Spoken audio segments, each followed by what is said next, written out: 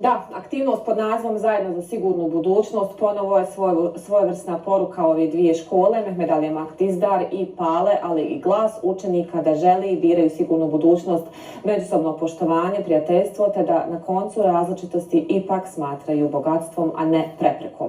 Sve ovo je bio i povod da pozovemo goste i direktore ove dvije škole. Sa nama ovoga jutra Samira Nukić, direktorica osnovne škole Mehmed Ali Dizdar, i Aleksandar Rajić, direktor osnovne škole Pale sa Pala. Dobro jutro. Dobro jutro, hvala na pozivu. Evo, naša ekipa je pratila jučer sve ono što se dešavalo u osnovnoj školi Mehmed Ali Dizdar. Prezentirana je i aktivnost Zajedno za sigurnu budućnost, kako je bilo, i evo, nekako ovo je nastavak vaše saradnje koja je nastala prije 2 godine. Pričali smo o tome, govorili smo kako ste došli na tu ideju da se povežete, da zajedno nadalje sarađujete i naravno sve u korist i za benefite onih najmlađih, dakle naše dječice. Samira, hoćete vi da malo da prezentiramo, predstavimo aktivnost za sve oni koji nisu u toku. Da, hvala lijepo. Dakle, jučer smo imali još jednu našu zajedničku aktivnost od nekoliko značajnih o kojima smo možda već govorili ili nismo, ali ova jučerašnja je jedna novina, posebno zato što su pripadnici EUFOR-a jučer bili naši gosti i EUFOR je svakako prepoznao jednu veoma lijepu i veoma pozitivnu priču iza koje želi da stane i koju također želi da podrži. Također moram da istaknem i naša uvažena ministrica i ministarstvo upoznati su sa našim aktivnostima, također su pokrovitelji i na ovom našim promotivnom panelu zapravo stoje i oni kao naši pokrovitelji uz naravno naše dvije škole. Ova aktivnost je bila usmjerena jučer na opasnosti od pirotehničkih sredstava. Dolaze nam sada praznici, pa eto, to je nekako sada aktuelno. Također i od mina, što je nekakva aktuelnost EUFOR-a koji drži ta predavanja. Tako da je to bilo interesantno, ali ono što je bilo zapravo najvažnije jeste da su se učenici nakon ove 2 godine gdje su se manje viđali, više online, učenici naše dvije škole su u većem broju se zapravo sastali i uradili jednu zaista divnu aktivnost i poslali odlične poruke. Da, vidjeli smo da je jučer dosta dječice bilo i u osnovnoj školi Mehmed Ali Dizdar.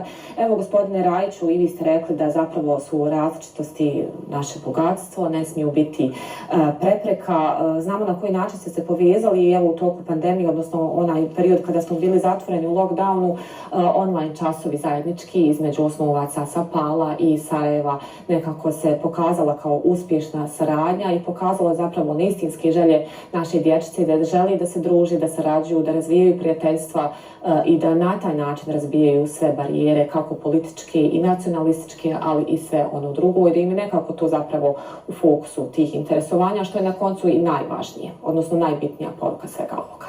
Pa jeste, lijepo ste to rekli. Pa i taj projekat o kome govorite, u stvari, ja bih ga izdvojio možda kao i najznačajniji u nizu, ta međunarodna konferencija gdje smo se mi predstavili na toj jednoj međunarodnoj konferenciji gdje je učestvovalo 14 zemalja, gdje smo imali ta 2 online časa pod nazivom Dvije škole, jedna učionica, gdje su u stvari djeca se samo vidjela i razmijenila poruke putem online-a, a ovo što smo jučer uradili jeste prvi put da smo nešto veći broj učenika stvarno skupili, gdje su se oni lijepo družili, razmijenili i kontakte i gdje su u stvari vidjeli da i jedni i drugi imaju iste želje, isto interesovanje i ove njihove poruke prije svega da i hoće sigurnu i bezbjednu budućnost za sve nas. Da, evo, i Samira je rekla da je saradnja vaših škola organizirana ovom aktivnosti pod pokroviteljstvom EUFOR-a i nekako znamo svi da je budućnost naše zemlje su upravo ta naša djeca. Ali nekako uvijek to ostane na riječima i u praksi se vrlo malo radi stvari koji zaista nekako potvrđuju ovu tezu. Vi ste dobar primjer kako zapravo treba raditi, osim na povezivanju i da se razbijaju predrasude među našim ljudima, dakle svim stanovnicima naše zemlje, nekako ste na pravom putu. Sigurno je feedback dječice, to smo mogli vidjeti, dobar. To je ono što je nekako važno i pretpostavljam da ćete nastaviti ovu saradnju. Da li planirate još neke slične aktivnosti u nekom narednom periodu? Pa evo, Prvo ću reći... To može ko želi. Može, kolega. Drago mi je da ste primijetili i da ste iznijeli svoj stav, da je ovo jedna zaista pozitivna priča i da mi zapravo treba da budemo i primjeri drugima. Nadamo se da je to zaista tako i da će to ljudi okolo nas doživjeti. Mi radimo u obrazovanju i smatramo da sve te lijepe priče i divne poruke treba da idu upravo iz obrazovanja, da mi našu djecu zaista učimo da jesu različitosti naše bogatstvo, nikako prepreka, tako da mi je evo drago da mišljenje javnosti bude jednako pozitivno kao što je i vaše i naše. Mi ovo radimo zaista zato što smatramo da je to tako najbolje za našu djecu i njihovu sigurnu budućnost. Drago mi je da naše dvije škole iz dva različite entitete imaju i istu misiju. Jučer su djeca rekla svoje poruke, oni i stalno sa svakom aktivnošću govore svoje poruke da oni žele mir, da žele sigurnost, da žele sigurno odrastanje, da se raduju, da putuju, da imaju zajedničke stvari koje vole, da imaju zajedničke opasnosti, kao što su recimo opasnosti od upravo pirotehničkih sredstava. Dakle, oni imaju zaista toga zajedničkog i evo oni to nekako razmjenjuju svoje nadanje i svoju sreću. Što se tiče naše sljedeće zajedničke aktivnosti, ona je planirana, ali to ću pustiti kolegi da kaže, jer će on biti domaćin. Aha, dobro, izvolite. Samo dodati da naše dvije škole imaju blisku saradnju, jer smo svakako i geografski veoma blizu i da kažem, tu smo nekako sa istom tom pričom, ali sav taj naš projekat pod nazivom Mostovi prijateljstva povezao je više škola u čitavom regionu, to jesu škole iz Crne Gore, Srbije i Slovenije i sa njima smo imali... Da, bili ste u Kranju, ili tako, upravo tim projektom? To je bilo online, ali imali smo u avgustu mjesecu jednu zajedničku aktivnost gdje smo opet zajedničkim snagama na jednoj trodnevnoj manifestaciji u Palama okupili nastavnike iz svih ovih pomenutih zemalja. U skorije vrijeme ćemo ići ponovo i mi njima u posjet, odnosno da kažem da smo već bili u posjeti u školi u Srbiji. A što se tiče samo nas, ove dvije škole, sljedeća aktivnost je se planirana za kraj februara, početak marta mjeseca, gdje će konkretno sada moja škola, škola Pale, biti domaćin, gdje ćemo otprilike prirediti jednu aktivnost na razmjeni kulturnog nasljeđa, materijalnog i nematerijalnog naša dva naroda. Da.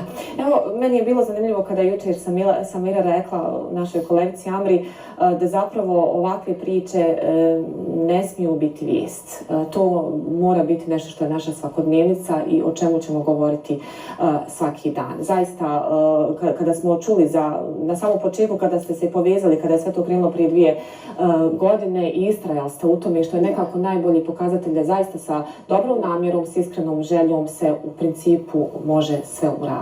To je jedna, po meni, od poruka vaše veze koju ste uspostavili i vašom saradnjom i sa dječicom sa kojom kontinuirano radite u obrazovanju.